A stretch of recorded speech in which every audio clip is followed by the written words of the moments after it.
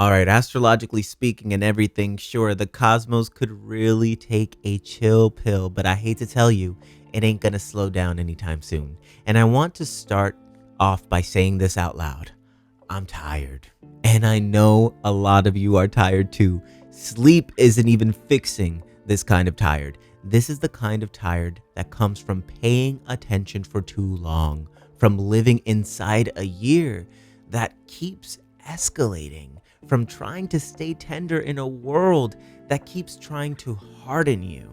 And 2025 didn't arrive gently. It hit and it keeps hitting.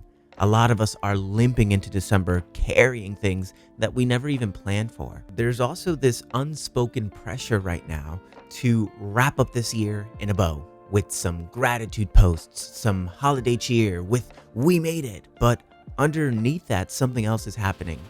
A lot of people don't know what to believe in anymore. And not in some dramatic, performative way, in a quiet way. The kind where you stop mid-sentence and you realize that the story you've been telling yourself doesn't land the same in your body. And that's the terrain this new moon is landing in. December 19th, 28 degrees Sagittarius, the final new moon of 2025. And this lunation arrives with weight. It arrives asking for radical honesty.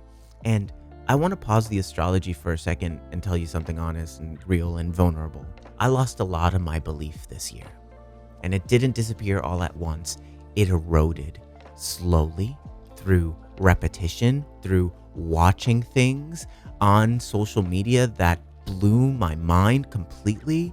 The violence, the pain, the suffering, the dissolving of belief came through realizing that doing all the right things didn't guarantee safety or clarity or protection.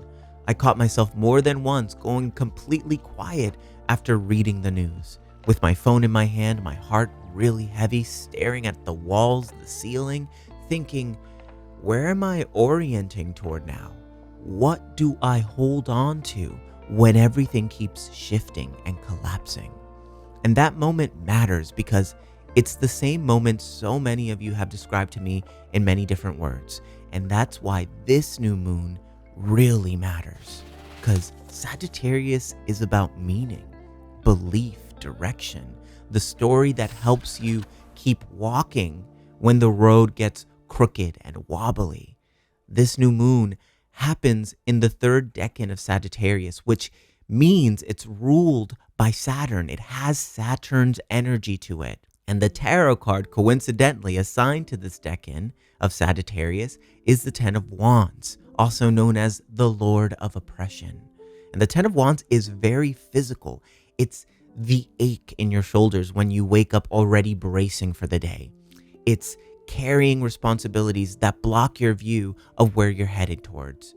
It's being close to the finish line and feeling the weight spike in the final stretch.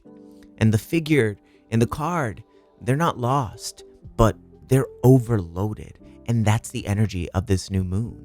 And it's amplified, of course, by some harsh aspects. This lunation is squaring both Neptune in Pisces and Saturn in Pisces. So belief formation is happening inside fog, grief, and disillusionment.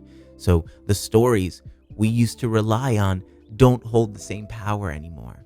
And we're seeing this happening on the main stage. Institutions we were taught to trust feel unstable. Reality keeps getting twisted, edited, and weaponized against us. So when this new moon asks, what do you believe in? It asks while your nervous system is already strained. But there's a beauty to this because beliefs chosen under pressure tend to come out quieter, more stripped down, more honest, more direct, and sturdier. And of course, I don't want to bypass what's happening in this world because we got wars, we got people being displaced from their homes, truth fractured in many different directions, economic pressure grinding people down to the bone. And you can feel it when you talk to people. There's less certainty, there's more of an edge, more exhaustion. And here we are in the middle of a holiday season that tells us to buy more, connect more, spend more, post more, and act like everything is all together. And for a lot of people, this season amplifies the cracks. We're talking about estranged families, tight budgets, old griefs resurfacing, a sense of going through the motions while something inside you feels off. And if you feel disconnected instead of festive, that makes a lot of sense. You're not wrong for that. It means you're staying honest about the moment we're living in. This new moon meets you at that exact moment. And to add a little more flair, a little more spice to the conversation, Mars just entered Capricorn as well. And that really matters too, because Sagittarius can see very far, and Capricorn builds from that vision, builds from the future. Mars in Capricorn supports stamina, structure, and the ability to do work steadily without burning yourself out. This new moon wants your meaning to become livable and embodied, something you can stand on during these chaotic times when nothing really feels inspiring, something you can come back to when you need that moment of grace. And if a belief matters, it needs bones, it needs a plan, it needs boundaries, it needs time to mature. So instead of setting 10 intentions and creating an extensive New Year's resolution list, I want you to just work with one. Work with one belief, one goal that can actually survive what we're all growing through right now. Because as we move toward 2026, the collective mood radically shifts even more.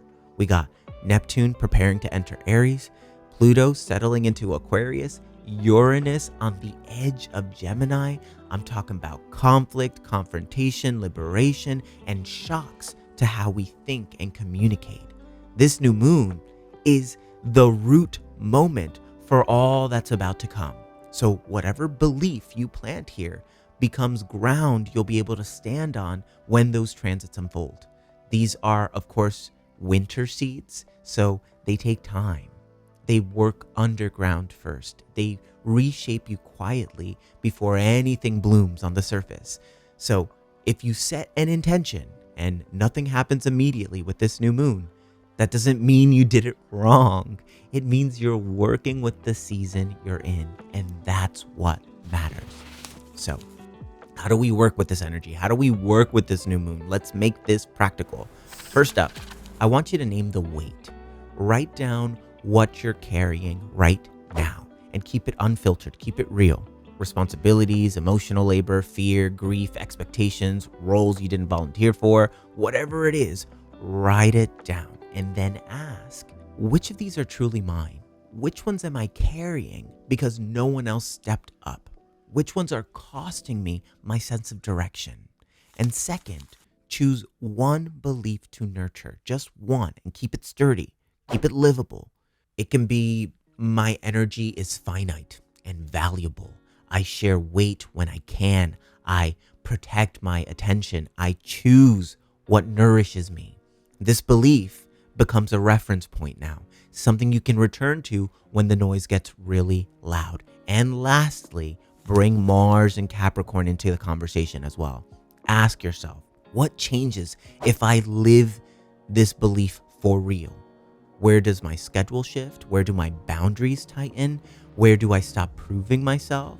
Where do I ask for help? Probably the most important thing for all of us to contemplate on, because belief becomes real through behavior and action. And that's what this practice is all about. And I want to say this clearly. If you're exhausted, it makes a hell of a lot of sense. If you're confused, welcome to being a human. And if you're struggling to find meaning right now, you're not alone and you're not failing. This year asked a lot from us, y'all. The world is asking a lot. This new moon, all it's asking for is sincerity. It's asking for one true thing you can actually stand on. You don't need the whole damn map. A direction is enough. A belief is enough. One decision that protects your life force is enough. So I'll leave you with this. As the year closes and we stand on the edge of something unknown, something probably a bit more chaotic, carrying more weight than we expected to, what belief do you want to root into the ground now? knowing that it will shape who you become next year. Choose the belief that holds up under stress. Choose the belief you can live. Choose the belief you can build from. Plant that seed and tend to it quietly. Build around it patiently. We have a lot of work to do, my loves, but hey, the work is gratifying. The work matters, and I'm so glad that we're doing this together. Thank you for being here. If you enjoyed this episode and breakdown, please check out your personalized reading down below. It's pay what you can. I have a workshop coming up as well on December 19th. I'd love to have you there. We're going to meditate, reflect, journaling prompts, all the many wonderful things together in community in real time. So check out the link below. Thank you for being here. Bye for now. Mwah.